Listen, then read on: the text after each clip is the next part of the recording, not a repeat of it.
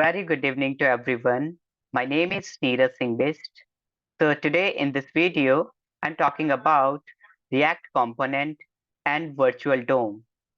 So first, let's talk about React component.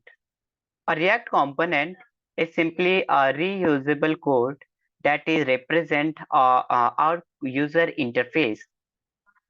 It is basically a simple whenever we want a same functionality in our application, then we can invoke this component and reuse again and again. This is the benefit of our React component. We can say that React component, these are the much pieces of code of our application. These are just a small pieces, and together with the so many component, we combine together and form our complex website. And by using the React component concept, we are making a very complex website or a complex application in a very easy way. So, although we can structure our folder or file in a very good way, so we can easily understand everything, we can take a React component as an analogy that a human cell. Together, human cell are the small building blocks of a complete full human organism. Together, so many cells combine together to form a tissue, and the tissue combines together to form organ. An organ combines organ system, and finally, they make a full-fledged organism. In the similar way, React components are the building blocks of our React application. Together with, we are combining the complete whole React component. We are making our app complex. We are making our application.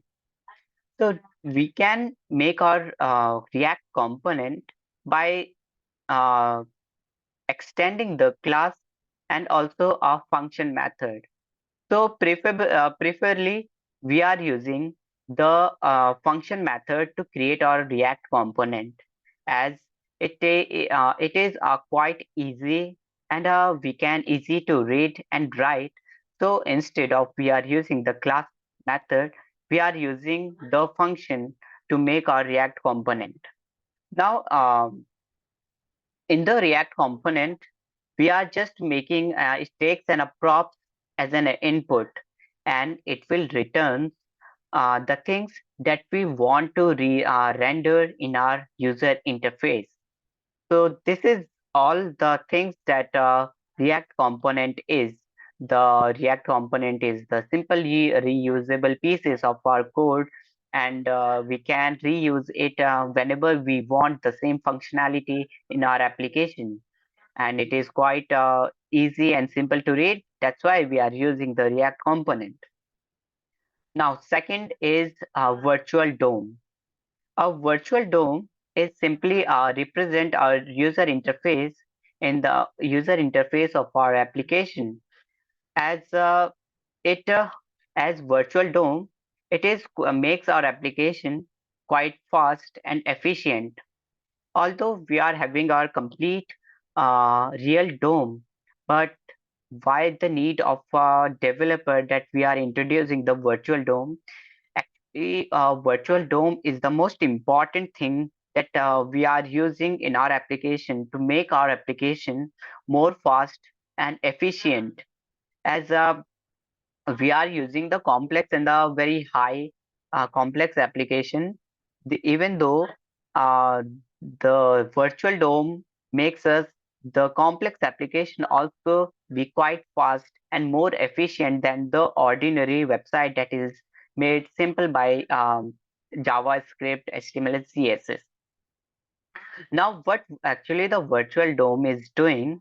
Actually, the virtual DOM is just comparing the changes that is happen in the UI, and then it will compare the new virtual DOM with the previous virtual DOM, and it check what are the changes that is needed to be done, and that particular changes is to be happen in the UI, and only that thing is re-rendered in our actual DOM, and which reflects in our UI.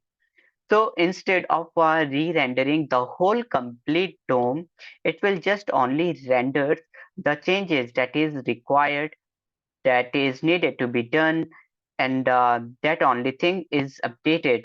And because of this, it will make our application is quite fast than other one. As in others, what happen is actually whenever the changes is happen, it will always re-render the complete DOM. It will reload the page.